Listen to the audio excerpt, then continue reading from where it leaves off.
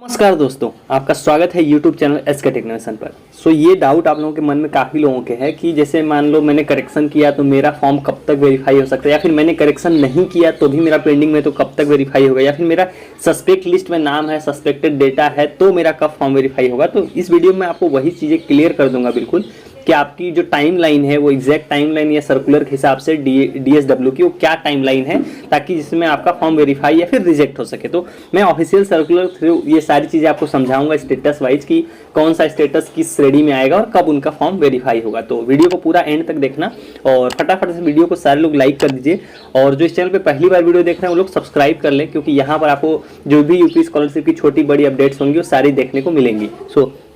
चलिए चलते हैं अपडेट की तरफ। बेसिकली देखो, करेक्शन सुधार जिन्होंने भी किया है, करेक्शन सुधार किन्होंने किया होगा, जैसे ये स्टेटस आप देख रहे हो, इनको करेक्शन तो करना ही करना पड़ेगा जिनका भी ये स्टेटस है रिजल्ट नॉट डिक्लेयर्ड, तो मतलब ये रिजल्ट में चेंज करके अपना रिजल्ट भरेंगे, तो ये करेक्शन और सुधार की श्रेणी में आ जाएंगे।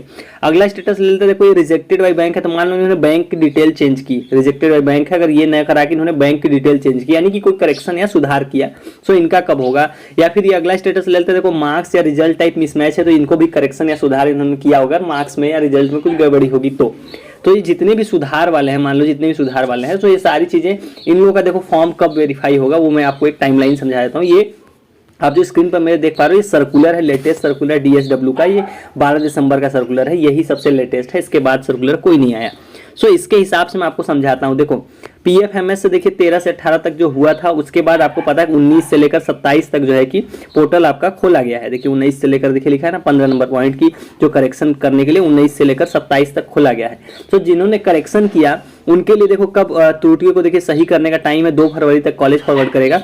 उसके बाद दोबारा जो वेरिफिकेशन होगा वो देखिए इनका जो निर्णय लिया जाएगा वो जनपदी जो मतलब वही DSW जिसको बोलते हैं 19 पॉइंट को आप देखिए ये 17 फरवरी से शुरू होकर 10 मार्च तक चलेगा, जिन्होंने भी संशोधन किया है। देखिए पढ़ लेते हैं, आपको समझ में आ जाएगा। जनपदीय छात्रवृत्ति स्वीकृति समिति वही DSW द्वारा संदेहास्पद एवं अवशेष शुद्ध डाटा के संबंध में निर्णय लिए जाना एवं पात्र छात्रों की छात्रवृत्ति तथा शुल्क प्रतिपूर्ति स्वीकृत करना तथा जनपद स्तरीय विभागीय अधिकारी के डिजिटल सिग्नेचर से डेटा लॉक किया जाना, ये चलेगा 17 फरवरी से 10 मार्च तक। ये उन लोगों का जिन्होंने कोई करेक्शन किया, मतलब जब आपने करेक्शन कर लिया उसके बाद आपका फॉर्म देखिए, मैं पूरा आपको समझा देता हूँ एक बार से कि आपने फॉर्म आपका कॉलेज देखिए 2 फरवरी तक फॉरवर्ड कर देगा। उसके बाद 3 तारीख से जो PFMS यानी बैंक वाला वेरिफिकेशन है 16 फरवरी तक वो चलेगा।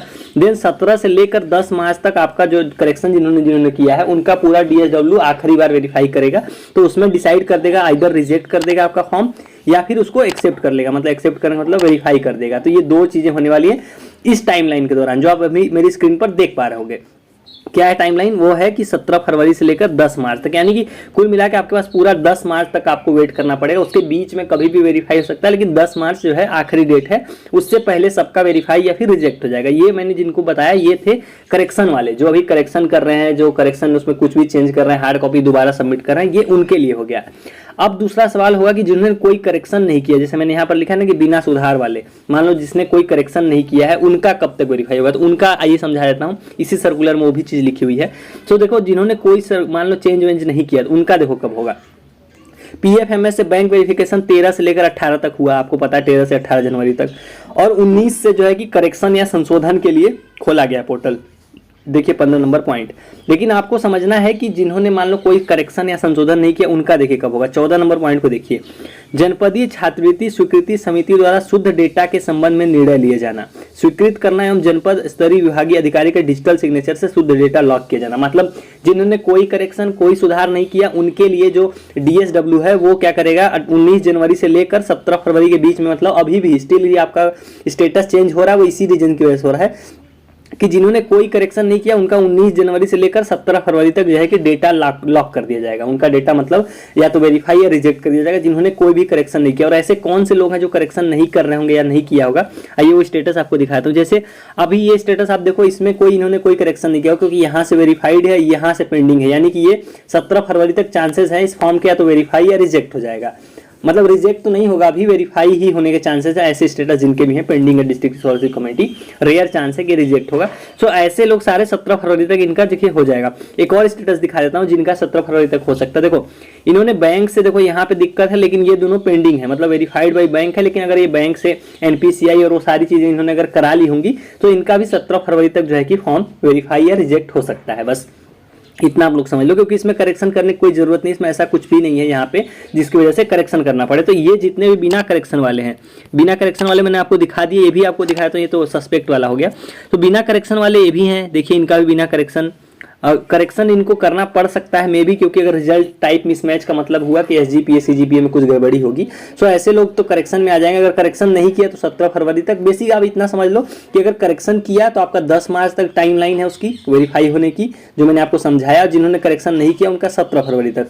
तो एक और चीज आपको दिखाई दे रही होगी, यहाँ पर मैंने थंबनेल में लिख रखा है कि जिनका सस्पेक्ट डेटा है, मान लो सस्पेक्ट डेटा वाले हैं जैसे, तो उनका मैंने लिखा 10 मार्च तक। सस्पेक्ट डेटा वाले कौन से लोग हो गए? सस्पेक्ट डेटा वाले वही लोग हो गए जनरली जिनके मतलब यहाँ पे कुछ ना कुछ रेड में लिखा हुआ है। सो सस्पेक्ट डेटा वालों का भी जो निर्णय है वो भी सेकेंड राउंड यानी कि उन्हीं लोग के साथ लिया जाएगा जिन्होंने करेक्शन या सुधार किया है। तो जो भी सस्पेक्ट डेटा है वो जनरली कुछ ना कुछ तो कर ही रहे हैं, जो मैंने करने को बोला है, तो फोटोकॉपी वो सारी चीजें, मतलब कुछ ना कुछ एक्सटर्नल आप डॉक्यूमेंट सबमिट कर रहे हो अलग से, तो वो सारी चीजें उसी 10 मार्च तक वाली उसमें आ जाएगी टाइमलाइन में, यानी कि 10 मार्च तक आपका डिसाइड होगा कि आपका क्या होगा क्या नहीं होगा।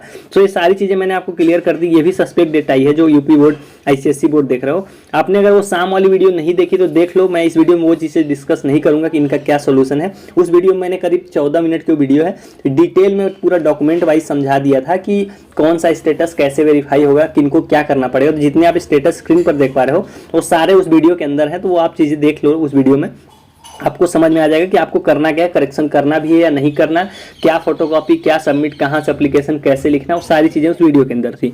सो इस वीडियो में तो बेसिकली मैं आपको यही समझाना चाह रहा था कि जिनका कैसे होगा। तो मैंने करेक्शन सुधार वालों को मैंने बता दिया कि 10 मार्च तक उनको मतलब टाइमलाइन है 17 से, और जो सुधार नहीं किए उनका 17 फरवरी तक, और जो सस्पेक्ट डेटा है वो भी 10 मार्च तक। ये तीनों चीजें आपको क्लियर कर दी मैंने, वो भी नोटिस के थ्रू जो सर्कुलर है ऑफिशियल। तो उम्मीद करता हूँ आपको चीजें समझ में आ गई होंगी, और अगर आपके कोई डाउट्स हो तो आप मेरे से कनेक्ट हो सकते हैं 3 जगह से।